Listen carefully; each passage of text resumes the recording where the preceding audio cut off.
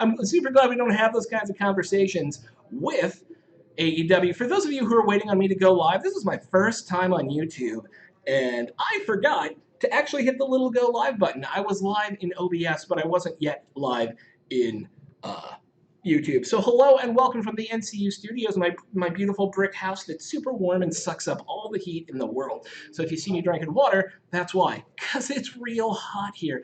Don't forget to hit like and subscribe. I was just talking about why Tessa Blanchard, it's really great that she's not actually going to AEW or NXT. It's too much drama for either of them. I cut a video on this the other day, put it up on the YouTube channel. You should check that out too if you get the opportunity. It kind of goes in the long form about how hiring Tessa Blanchard is a no-win scenario right now. I don't think she's wise, and I think the time will come where she needs to work her way back up through the ranks to show that she can behave well inside of an actual wrestling promotion that's not one of the top two biggest promotions on the planet right now. And if you can prove you're being good there, then you can move on. And I know that sounds like a little talking down, like prove you're being good, you naughty person. But seriously, like, she is a problem backstage. And especially at AEW, it seems like if you're a problem backstage, you're not going to be here very long. And that sort of backstage comedy, the COMITY, comity, friendship amongst the team, is far more important than bringing in the best person that you possibly could. And so I'm glad, it seems like, according to Fightful Select, neither NXT or AEW are taking on Tessa Blanchard at this time. Let's talk about Raw real quick, because actually we're going to talk about Raw a lot. Last week, during the show, I told you I stopped watching Raw halfway through, and I did. I couldn't keep going with it. It was real bad. In fact, all three Raws since WrestleMania had been terrible, and I have been hard on them for it because SmackDown's been kind of okay, NXT has been good to great, and of course Raw is over here just acting. And then we had like a 49-0 run from Mansoor on 205 Live, right? But Raw has notably been kind of the black sheep of the group up until this week, when I would say there was a solid hour of content that was actually really kind of fun to watch. Now, it's a 3-hour show, so it's not like the whole show was great, right? They have a long way to go, but let's kind of run down what the show was. There was AJ Styles and Omos, who are back. Omos had suffered an injury from what I understand, but apparently they can't talk about injuries on Raw or SmackDown or NXT. You just both go away forever. AJ Styles is apparently physically unable to cut a promo while Omos is injured, but they fought the New Day just like they did at WrestleMania. And while I'm never mad at seeing the New Day, I am sad when the returning champs just pull the same shtick they did a month ago with the same people in the same booking. And this was not, for me, a great start to the show. I hope that because we just saw the Viking Raiders, we see something like more big dudes on big dudes with the Viking Raiders versus Omos, which might be super fun, right? I actually think that'd be pretty great, actually. Next, Eva Maria's returning, so that's a thing, right? Like, I guess that has to happen. Actual workers, Mickey James and Chelsea Green, were right there, and actual charismatic people, Peyton Royce and Billy Kay, were right there. So I don't understand this reacquiring of her at all. I mean, yeah, she has like 5 million Instagram followers, but all she's done is be on reality television. It's not like she's a Kardashian. She's not going to elevate the women's division. Like, maybe they'll do a talk show or something with her, right? But it's not, I don't think it's a draw. And I'll be happy to be proved wrong. Like, if they keep her out of the ring because she can't work, right? She's not a very good worker. If they keep her out of the ring and they just make her an instigator. But the thing is, you already have a couple instigators on Raw, right? You both, Sonya Deville and Adam Pearce, are kind of in that sort of being the fact that there is like general managers in Raw right now, and there's two of them, and they're kind of butting heads. You're already taking up the space for someone who's kind of like the show instigator, and it's a 3-hour show, which means I guess you can have two, but why? So I don't understand what she's doing, and we're gonna have to wait to see it play out. But speaking of Sonya Deville, she's the best looking human being on the planet. I don't care. She like I know Seth Rollins is like, I got the drip, which by the way is a term that needs to be nuked from orbit and then sent its ashes into the sun where they get burned up forever. And we never talk about drip again in wrestling because man, is it overused at this point. Anyways, rant over. Sonya Deville is the best looking human being on the planet. She dresses like a goddess, and I can't wait to see her every week. She exudes power. Although I am weird about the possibility of feuding authority figures because, of course, what happened was that Sonya Deville set up a three-way at Battlemania Wrestle Lash with Charlotte, who defeated Dana Brooke. I thought it was a jobber. It's not. It's Dana Brooke. Um, it was a joke that didn't land. Trust me, I didn't even think it was funny. It's just they're not using Mandy and Dana for anything other than Job Squad at this point. And so Charlotte beats her with a what was it? A figure eight. That's right. She the arched figure four. That's one of her lock finishers. And then we get this cascade of interrupting promos by Rhea and Asuka, and it all just kind of culminates in the Charlotte's going to be in the triple threat at WrestleLash Battlemania, and it's ridiculous. And okay, let's get this out of the way. Rhea Ripley in Raw, as amazing as like it's weird, right?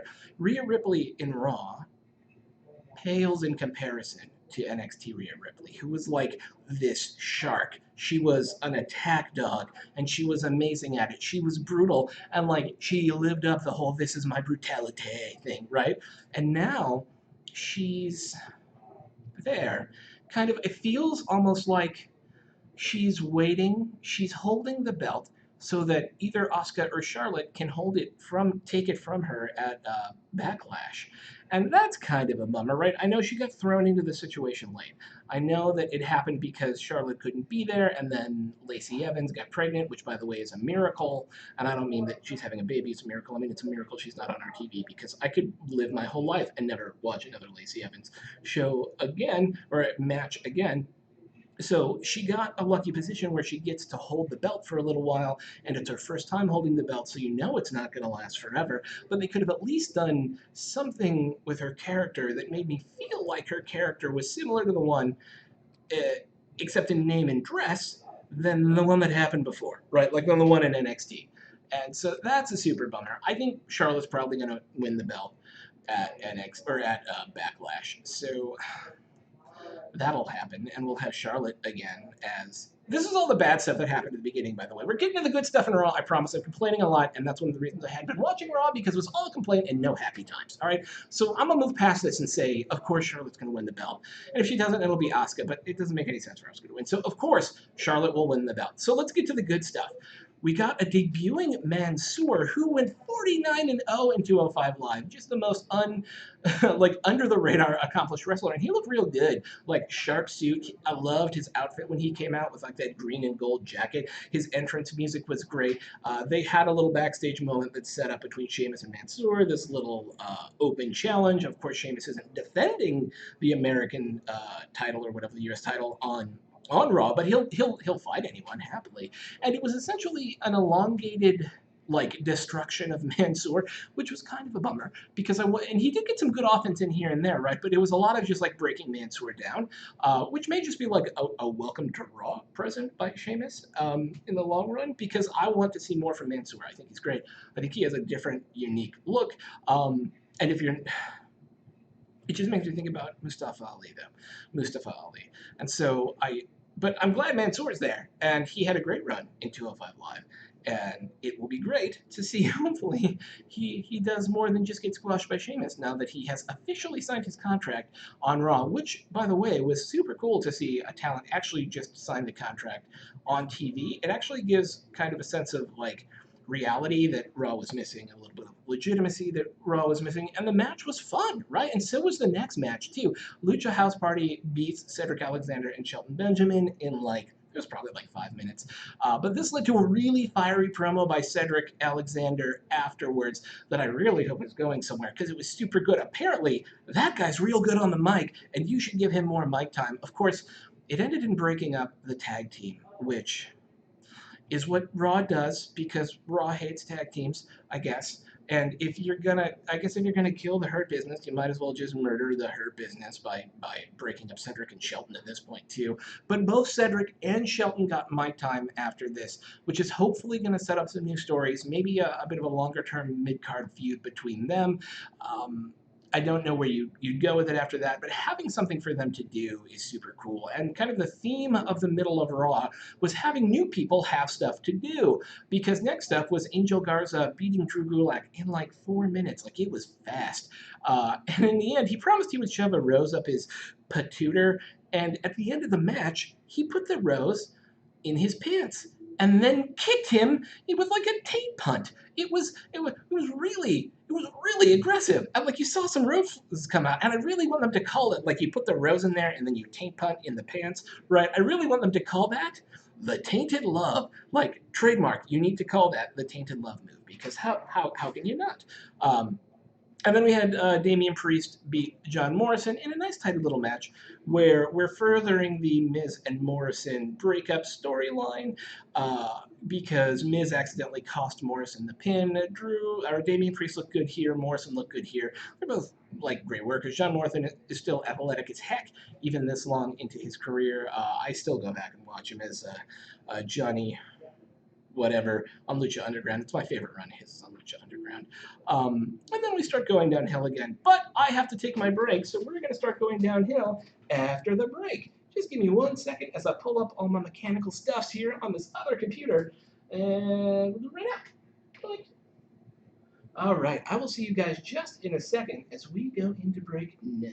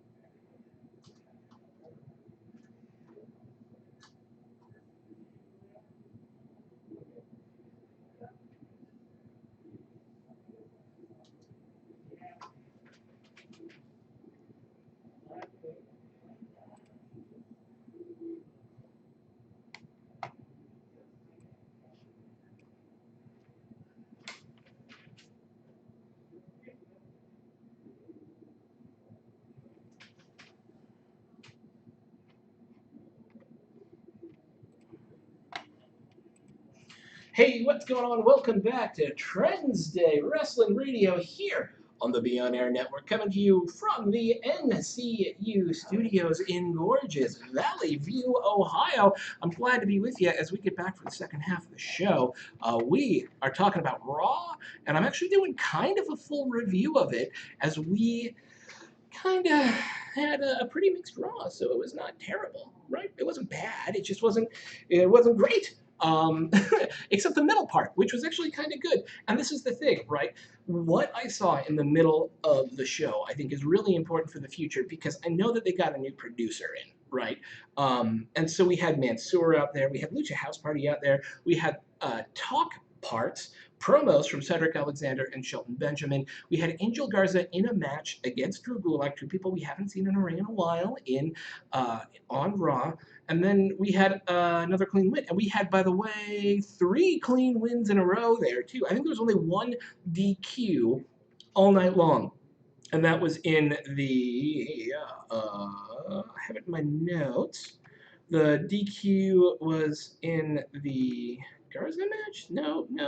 I don't know where it was. I know there was one. Oh, it was Sheamus and Mansoor, right? So we're not really sure if he's 50-0, 49-1, 50-0-1. We don't know. But here's the thing. Even with the DQ finish, it made some sense in there because there was Humberto Carrillo has kind of an ongoing thing with Sheamus as well. So you saw a bunch of people who weren't getting a lot of TV time before, now getting TV time again, which is really good because you need to start investing in your future a little bit.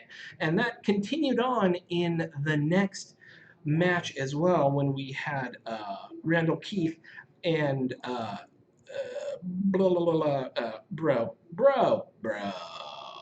Why am I blanking on his name? Because I'm terrible at this. No, it's not true.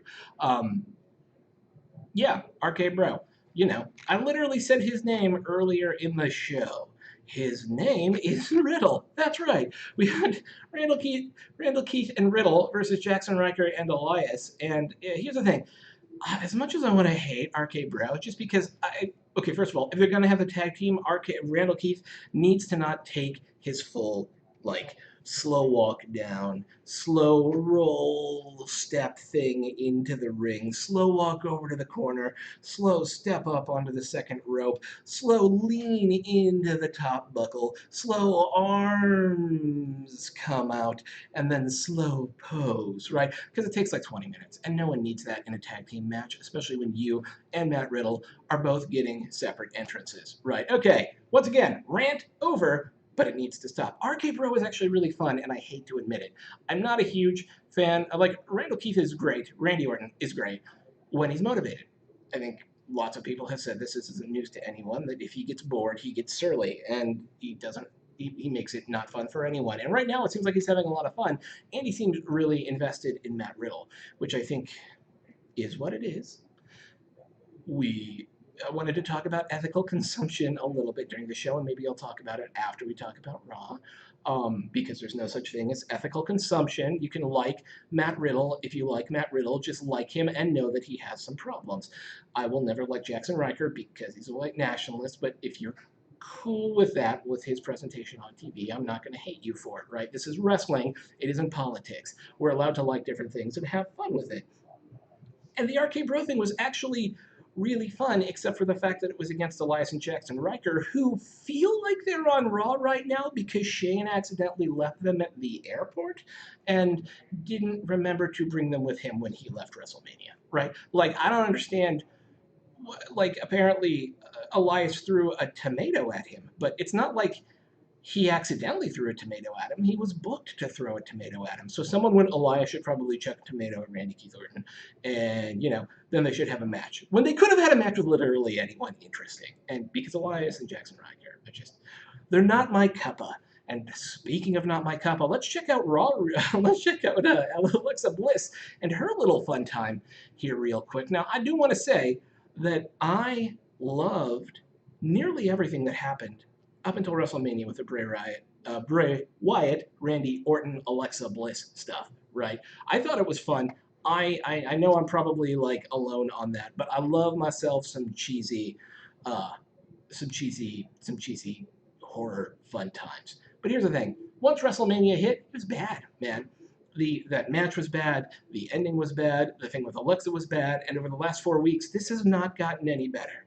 This is just Alexa saying the same thing in different ways over and over again, pretending to be traumatized by a dull thing that has scully beads for teeth, right? And it doesn't look cool, and it's not scary. It's just everything that, like, sports entertainment in its most arch and weird thinks is good, but isn't, right? And it doesn't seem like they're going anywhere with it, other than, like, apparently something with Sonya, which please don't, please don't do that. Please, not like this. Just, you need to figure out a way to wrap this up and have it go in a direction, because it has gone in no direction for 5 weeks now, and we still have to have it happen at our face. And then right before the final match, we get another rinse and repeat defeat of Lana and Naomi by Nia and Shanna. And here's the thing. There's nothing redeeming in the women's tag division right now. And that's a bummer, because there's a lot of talented people there. Shayna Baszler, very talented. Naomi, very talented. Lana, being better every week is very, you gotta say that's impressive, right? She's getting better. Riot Squad, criminally underused across the board, right? Like, there are good people in the women's tag division that deserve time and not doing the same things over and over again. You need to get the belts off Nia and Shanna, because, again, we're in a story that's going nowhere except, I don't even know. Hey, but at least Shayna Baszler got the pin this time, right? So that's good. That's better than bad, I guess. Last but not least, we had Braun versus Lashley we had Braun versus Lashley in a big ol' hoss fight. McIntyre comes out about halfway through, ends up sitting at the table talking with Vic and everybody about the match, and says, now, he talks about promo stuff, and I actually thought it was kind of cool. But he ends up kind of costing Braun the win, kind of sideways costing him it. And after Lashley gets the win, McIntyre lays them both out with a big old boot. And, what is it, Excalibur, whatever. And then they're done. And that was the show. And so there were some really good parts here. Like, the ending wasn't bad. I don't care about Braun Strowman. He doesn't need to be in this feud. I think Drew McIntyre is not going to be in the feud after Backlash. I don't see a reason at this point to take the belt off of Lashley. But, I'm going to get proved wrong anyways. But I do think it was mostly like, I tuned in after watching Elevation. Yeah, after watching Elevation last night, and had a good deal of fun for about an hour of it, because we got to see new people, some stories moved forward, and there were some entertaining bits, but it's got a long way to go before it kind of unravels a very, very, very tangled knot of bad storytelling that kind of pervades it right now. There are glimmers of light. I don't think if you are a casual wrestling viewer, now is the time for you to tune into Raw. However, if you are a casual wrestling viewer, and especially if you're an AEW casual wrestling viewer, now is 100% the time to turn into Impact. See what I did thing here, where it's a first day with a whole new thing here. We're trying out the YouTube thing. Thank you if you're hanging out. Like and subscribe. We're having a lot of fun just talking wrestling. Okay, so yeah, we did a little segue. We said you shouldn't probably watch Raw, but you should watch Impact. And here's why. I got a bunch of reasons why. First of all, this isn't Dixie Carter's TNA anymore. Impact is now a semi-quality product. It's not dominated by old wrestlers who are going for a nostalgia pop and dumb angles and weird business decisions, right? It's a relatively tight 2-hour show with mostly interesting storylines and mostly interesting in-ring talent that ranges from young guns like Ace Austin to really solid pros like Josh Alexander to salty vets like Tommy Dreamer. It's a good sort of like one step above indie wrestling show, and there's great talent there to watch that's relatively smartly booked. I don't agree with everything, but I don't agree with everybody's anything booking. That's why it's wrestling. What we do is complain about it and love it, right? The next big thing, and I think this is the most important one for a new viewer, is that Rebellion, which just happened last weekend, felt like a soft reset. With 3 titles changing hands, the X Division title, the Women's Division title, and the Impact title, there are new storylines everywhere. And the most recent Impact, which was the first after Rebellion, kind of set the whole show in the context of how to get the title off of Kenny Omega, to the point where characters we've seen for ages were getting involved in new plot threads surrounding the Impact belt. It was a great way, if you haven't been watching in a long time, but know who some of the talent is, to get reintroduced to them in a fresh context, one that literally just started a week ago, and that you can watch, I believe, on Impact Plus for like $9 a month.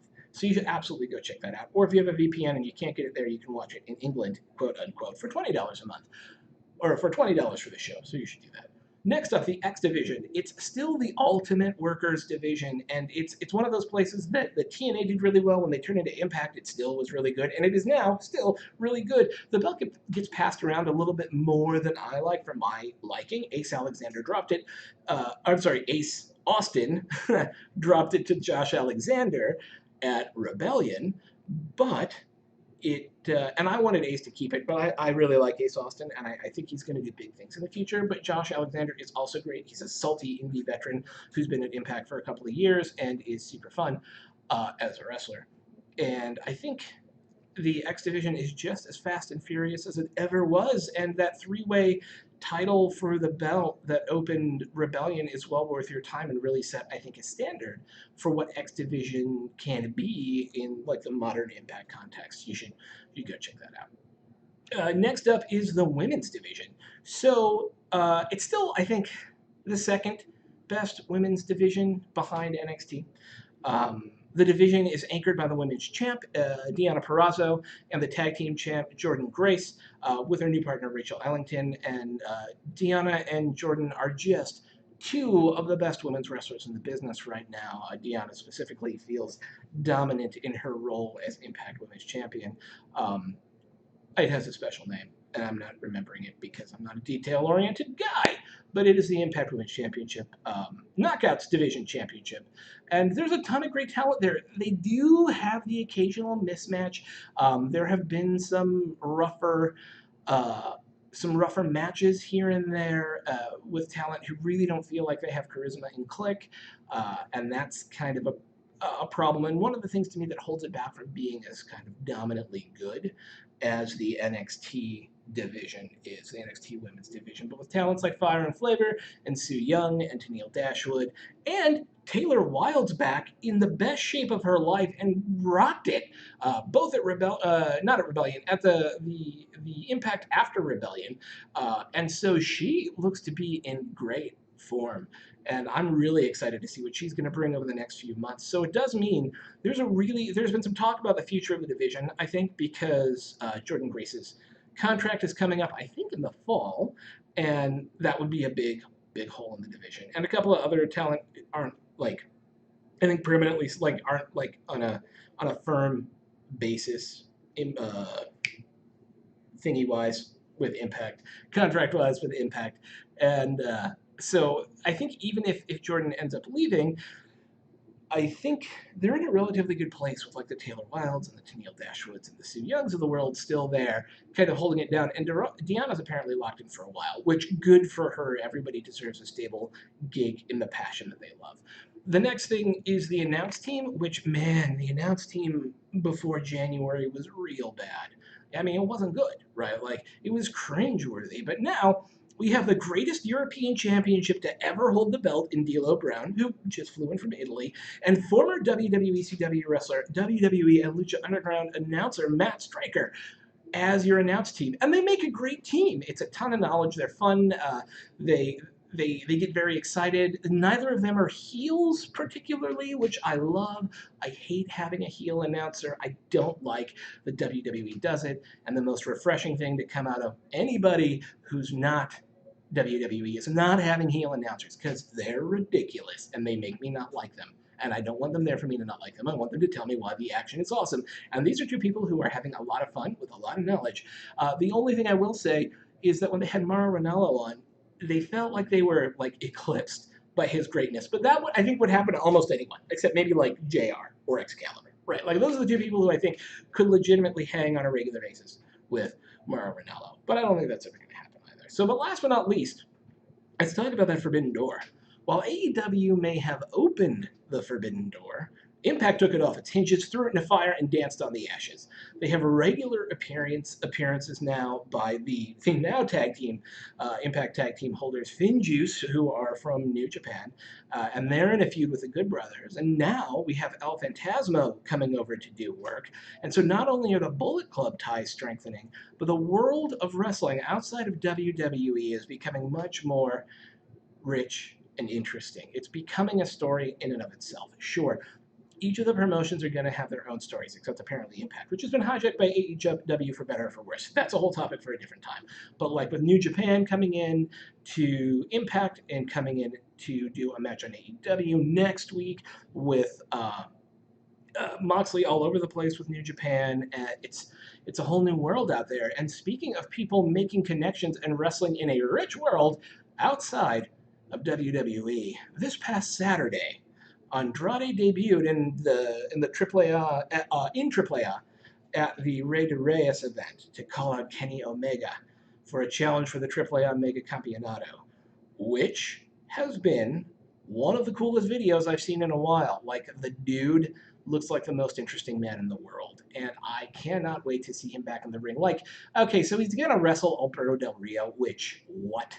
I don't understand. I'm not as versed in, like, maybe there's something in the lucha tradition with Alberto Del Rio that I don't understand. Something in, like, I don't know why you would choose to wrestle him and why that would be one of your first matches. Doesn't make any sense to me, but I am not either of them, and I am not steeped in the history of Mexican wrestling in the same way that I understand American wrestling. So maybe there's something there that I don't know, and I'd love you to tell me about it in the comments if you know why this match makes sense, because I don't. Anyways, he challenged Kenny Omega to the AAA Mega Campeonato at Triplemania, which would be awesome. And he did it in this video in which he really does look like, I am the most interesting man in the world, and I'm here to tell you that a Mexican belt shouldn't be held by a Canadian wrestling in America. It should be held by a Mexican. Now, he sounded nothing like that, because he said it in Spanish, and it's way better sounding than I am. But it sounded pretty cool.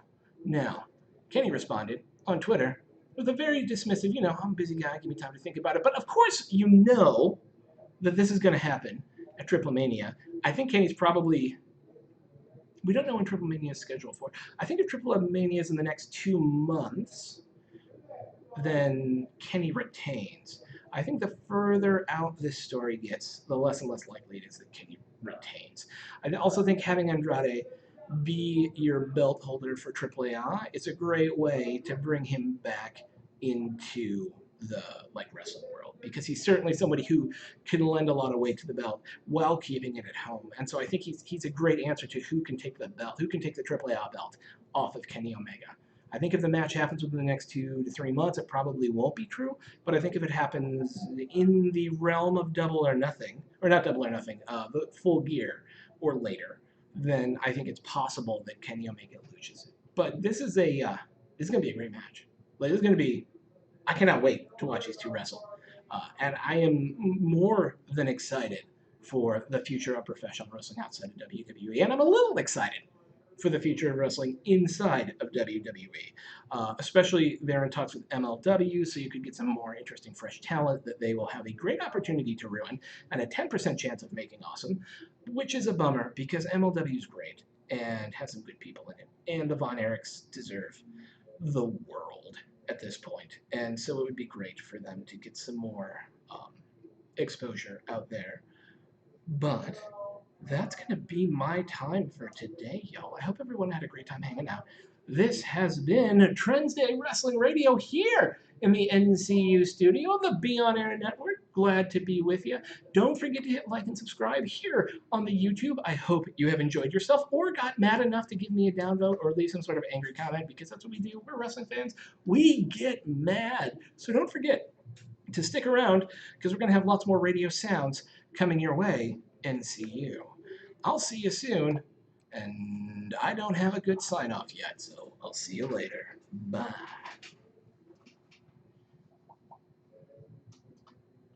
So now this is the awkward part where you see me, because some reason our studio the computer goes to sleep real quick, and so then I have to turn it on. And then I actually get to say goodbye. So now Have a great night, everybody. I'll see you in a little bit.